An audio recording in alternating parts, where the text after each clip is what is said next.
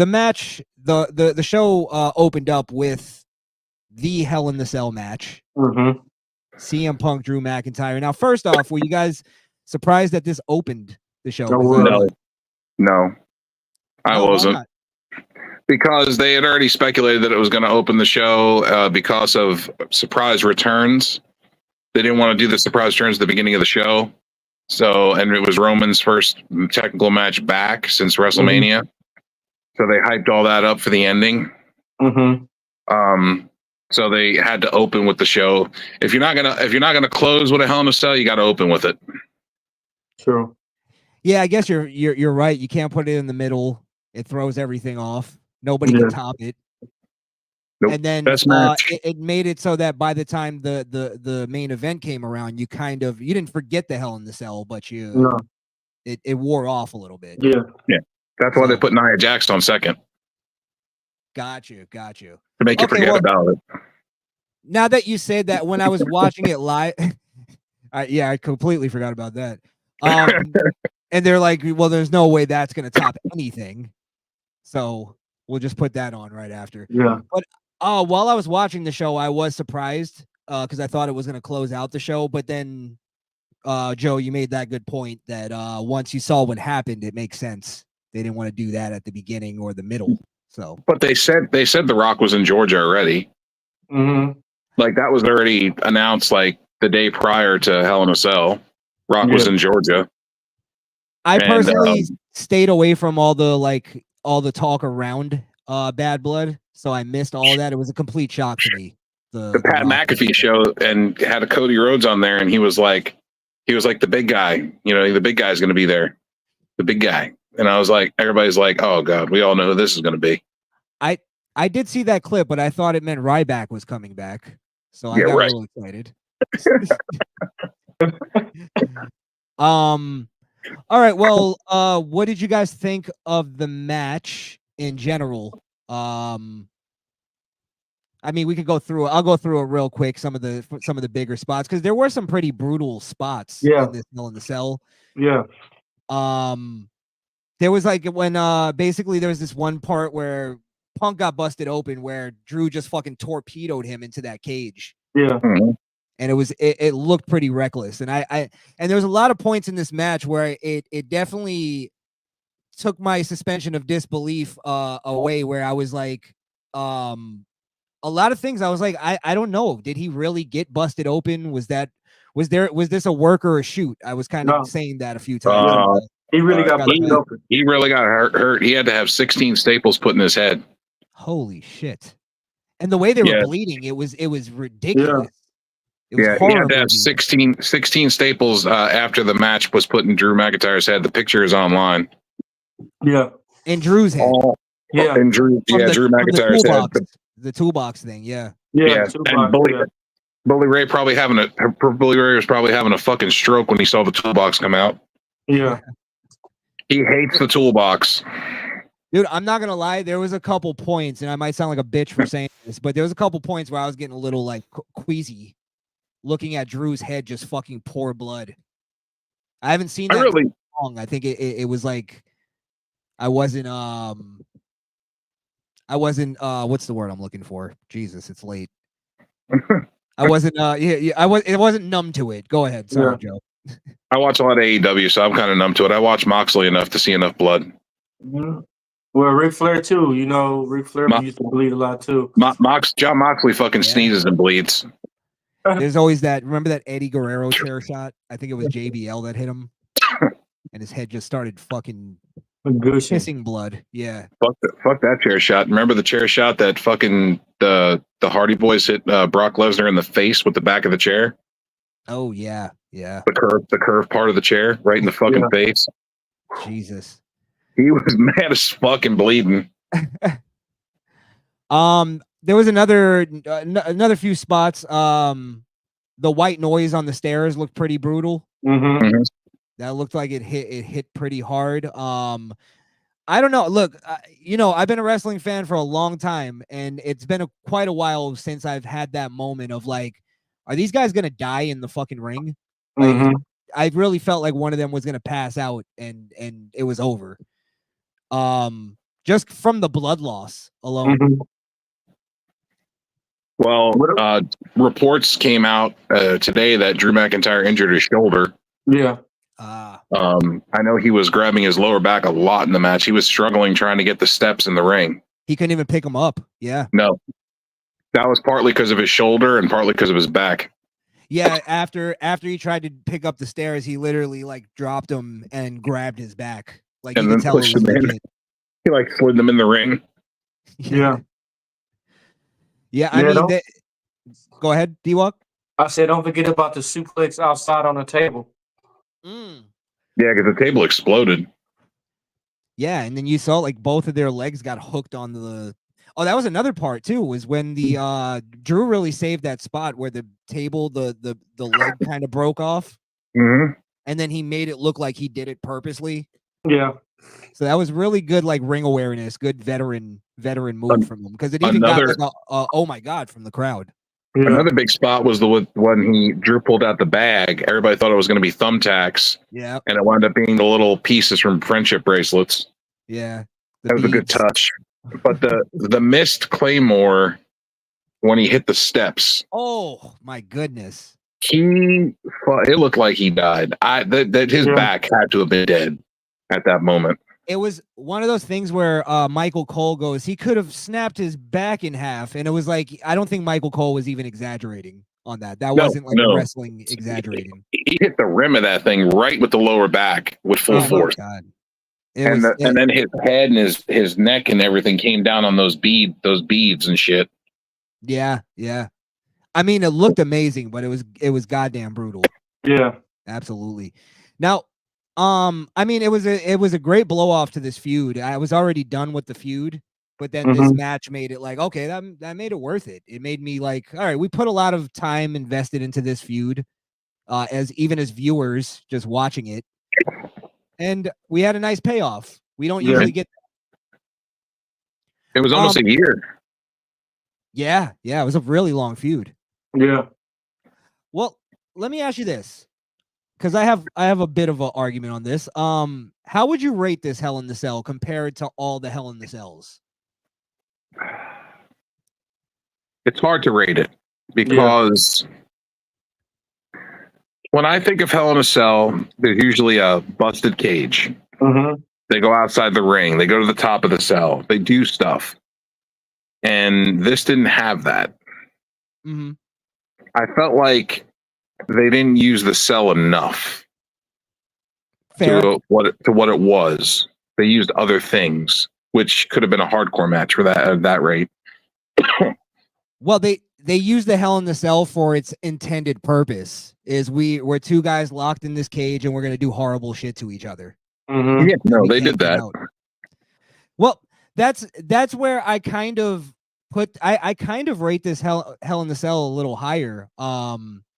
I want to hear D-Walk's explanation first, but I felt like definitely like they didn't use the tropes of the Hell in the Cell, so that didn't bother me as much, Joe. It'll never pass Undertaker and Mankind. No, definitely not. But D-Walk, real quick, what did you think? And then we'll. I think they forgot the fundamentals on the Hell in the Cell. The fundamentals was to take advantage and use the cage by any means possible. You didn't see nobody get powerbombed to break the cage. You didn't see the tables get broke. You didn't see nothing like that. Like these past couple of years, they have not been using the Hell in the Cell cage like it should be. But to be fair, with D-Walk saying, to be fair, I understand why they didn't do it because it was the first match. Mm-hmm. And they didn't want to fuck up the ringside area too much in the first match. Plus, you don't want one of your top talents getting hurt. Yeah. We're too close to WrestleMania. We're what, 6 months? Yeah. And I mean, CM Punk is already injury prone. So it's amazing they even put him in this match to begin with. And he didn't get hurt. Drew did. Yeah, true that. Well, I was looking at it like this, right? Because I was trying to sort of like just go off the top of my head and tell me if I'm wrong or if I'm missing anything. Because I was like, I might have to put this in close to a top 5 Hell in the Cell, and I'll tell you why. And tell me if I'm overrating. You can be honest with me. because I started thinking back, right? We have obviously the number one Hell in the Cell ever, never will be topped, Taker versus Mankind, right? Yeah. Then you have Taker versus HBK, which I think is a really great Hell in the Cell, really great match. A lot of history involved in that match. A lot of stuff happened. You're talking about the OG Hell in the Cell, right? The original Hell in the Cell. Yep. Then I started thinking, like, okay, what could come after that? I thought maybe the Hunter Triple H versus Cactus, when he went off the top and went through again and then crashed through the ring mat. Mm-hmm. I don't like, other than that spot, I don't specifically remember the match. But yeah, I also then thought of the 6-man Armageddon. When Rikishi went off into the back of the truck. Yeah. So I was just thinking, though, in terms of like right off the top of my head, Hell in the Cells that I remember, I feel like every other match other than that, every other Hell in the Cell other than those is kind of just like a hodgepodge of Hell in the Cells. What about Triple H and Taker? Oh, that's a good one. That WrestleMania. What about Triple H and Cactus Jack? He already said that. But don't you feel like, for the same reasons that this one, they didn't really use a lot of the tropes for that one? No. Like, you could, if you were going to talk about the tropes of going out of the cage, jumping off the cage, you'd almost have to put Shane and Taker. Yeah, that was a good Hell in a Cell. Yeah. Did you say Brock and Taker already? No, he didn't say that one yet. Oh, they did that in Hell. I wasn't watching at that time though, so it's not in my. That was a good one. Fair. Yeah, but again, they didn't use the tropes of the cage much. No. But that's my point, though, Joe. Is do you need that to have a great Hell in the Cell? Because I think maybe and Drew, like, they didn't go out of the cage, they didn't do anything super crazy, but they really did like kill that Hell in the Cell. Like, they topped at least the last 10 years of Hell in the Cells. I just feel like Shawn Michaels started off by ruining it for everybody by falling off the top of that, by them fighting on top of the cell and falling off the cell. That started the whole thing about going on top of the cell. Yeah. Because every time a cell came up, that's what everybody was looking for, was someone to go up there and fight and someone to go off. It's just, you can't beat the commitment of Mick Foley. Going head first off of that cell is still amazing. They thought he was dead.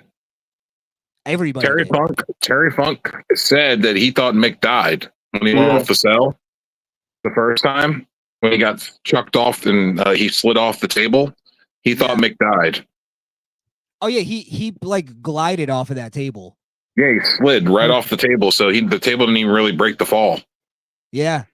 And that was back when it was like plywood. It wasn't like there was no cushion, no nothing. No. Nope.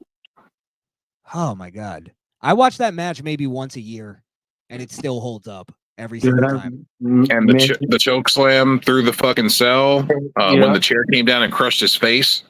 Here's the part that I respect like most of all, is then after the two major spots, they had like a 15-minute slugfest that was just as brutal without the spots.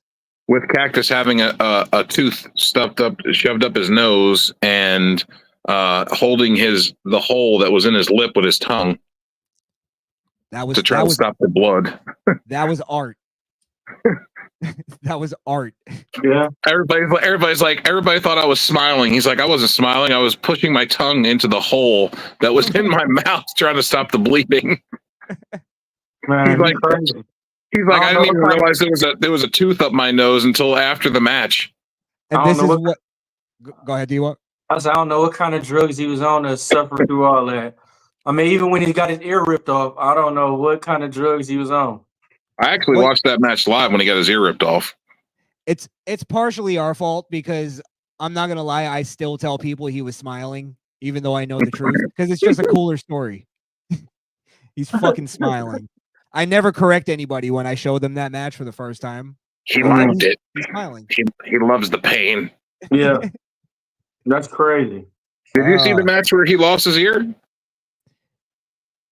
No, I saw the clips. I saw like clips of the match. I was watching it live when it happened. It was him and Vader in Germany on like a WCW Saturday night. And he went to go do his gimmick where he gets his neck caught in the top rope. The hangman thing, yeah. Yep, but there was a piece of wire exposed. So when he went over the top rope, it like slid his ear open. Oh. And then Vader threw him in the corner and did the punches to the ears like he always does, the boxing. And his ear went flying off into the crowd. Some guy had to put it in his cup. Oh my God. Hey, but you remember when Vader eye popped out his socket and he put it back in his place? Yes. I was watching it. Man, that was crazy. His eye was hanging. Yeah, his eye was hanging like his eye just hanging down there like a horror movie. Hey, let me ask you guys this before we move on to the next match. Because the other match, it's a very short card anyway. But where do you think Punk goes from here? Because I got this feeling when I was watching Raw the night before, or that week, the go home. Punk, this whole promo where he was kind of like centering it around his anger for Drew McIntyre, and he's like going off about how he's filled with rage and he couldn't even stay in the same house with his wife because he didn't want to see the man he's become and all that stuff, right? Yep. And then later on, the Wyatt Six dropped a promo where it was completely talking about anger and rage and don't go down this route. It's going to lead to your demise and all that stuff. So I was getting the feeling that maybe the Wyatt Six is going after Punk next. What did you think? It's a possibility. But you did notice before all that shit happened that he wanted to go after Gunther. Mm-hmm. Yeah, but I don't see them putting Punk in the title picture yet.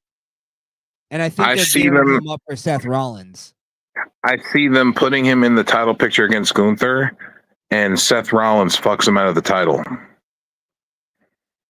But Seth Rollins got to worry about Bronson Reed right now. Yeah, but Seth Rollins wrapped up right now. But Bronson Reed's going to be done with soon.